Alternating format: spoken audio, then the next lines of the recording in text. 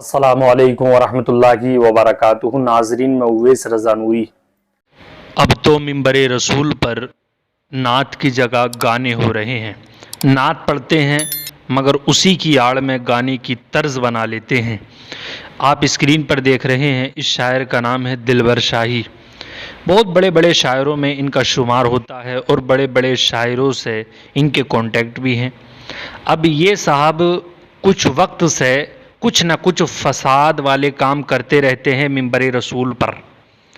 اگر انہیں کوئی ٹوکتا ہے تو یہ غصے میں آ جاتے ہیں، اور وہاں کی بیچاری بھولی بھالی عوام پھر ان کے ہاتھ پیر جوڑنے لگتی ہے کہ شاعر صاحب کہیں چلے نہ جائیں جلسہ چھوڑ کر، شاعر صاحب کہیں غصے نہ ہو جائیں۔ اور یہ ان کا رویہ کافی ٹائم سے ہے۔ کچھ لوگوں کو میری بات کڑوی ضرور لگے گی، مگر یہ میں بات حق کہہ دوں کہ ایسے شاعروں کو، میں نے تھمبنیل میں جو لکھا ہے، ایسے شاعروں کو منبر رسول پر ہی جوتے لگنے چاہیے۔ وہ اس طرح کہ یہ شاعر حضور صلی اللہ علیہ وسلم کی نعت تو پڑھتے ہیں مگر گانے کی طرز پر پڑھتے ہیں۔ اب یہ دلبر شاہی جو ہے، اس نے ایک اسٹیج پر ایک کلام پڑھا کہ وہابیوں کو موڑ دو، جہاں ملے سکوڑ دو، اس طرح کا وہ کلام ہے۔ اور اسی کلام کے اندر اس نے سنگیت کا سر بنایا، جس طریقے سے گانے کے اندر جو سنگیت پڑھتے ہیں اس طرح کا سر بنایا۔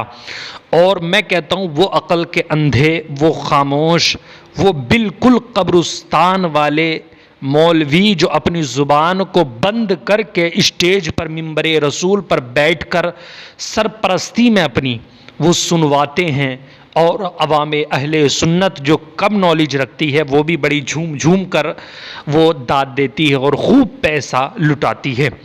اب یہ دلبر شاہی صاحب قبلہ جو گئے، انہوں نے اتنا بڑا کام کیا کہ منبر رسول پر سنگیت کی طرح طرز بنائی، اور گانے کو، نعت کو انہوں نے گانے کی طرز پر پڑھا۔ مگر کسی بھی بڑے عالم کے اندر یہ جرت نہیں، کسی بڑے عالم کے اندر یہ ہمت نہیں ہے، یا ان تک یہ ویڈیو پہنچی نہیں، یا اگر پہنچی ہے تو وہ خاموش اس لیے ہیں کہیں بات چیت بگڑ نہ جائے۔ تو یہ دلبر شاہی صاحب قبلہ کے خلاف کوئی بولنے کے لیے تیار نہیں ہے۔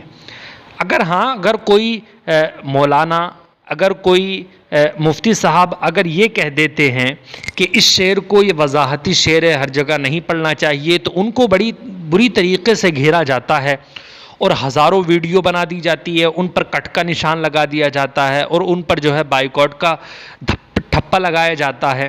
مگر اب دلبر شاہی نے گانے کی طرز پر نعتوں کو پڑھا، اب ان پر ٹھپا کون لگائے گا؟ کون ان پر جو ہے ریڈ نشان کون لگائے گا؟ کوئی لگانے والا نہیں ہے۔ تو اب تو ایسا لگتا ہے کہ اپنی والی بات ہے کہ جہاں پر چاہتے ہیں وہاں پر جو ہے ٹھپا لگتا ہے، اور جہاں پر نہیں چاہتے وہاں پر نہیں لگتا۔ مگر میں تو کھلے طور پر کہوں گا، اللہ اور اس کی رضا کے لیے ہماری کوئی کسی سے دشمنی نہیں ہے۔ ایسے لوگوں کو منبر رسول پر چڑھانا بھی یہ ناجائز و حرام ہے۔ وہ اس طرح حرام ہے کیونکہ یہ لوگ حضور صلی اللہ علیہ وسلم کی نعت کو گانے کی طرز پر پڑھتے ہیں، اور نہ جانے کتنے عوام اہل سنت کا دلبر شاہی نے دل دکھایا ہے۔ اور یہ اب نہیں، کافی ٹائم سے۔ اور عقل کس چیز کی، یہ بات سمجھ میں نہیں آتی، عقل کس چیز کی ہے؟ تم نعت اگر پڑھ رہے ہو، تمہاری خوش قسمتی ہے کہ تم نعت سنا رہے ہو، یہ تمہاری خوش قسمتی ہے، ٹھیک ہے؟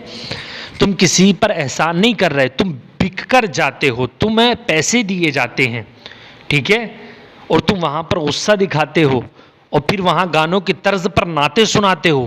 ان کا گریبان کون پکڑے گا؟ ان کا گریبان پکڑنے والا کوئی نہیں ہے، ٹھیک ہے؟ تو اس پر علماء اہل سنت توجہ دیں، اور ایسے شاعروں کو ہرگز ہرگز نہ بلائے۔ اللہ تبارک و تعالی ہم سب کو عقل سلیم عطا فرمائے۔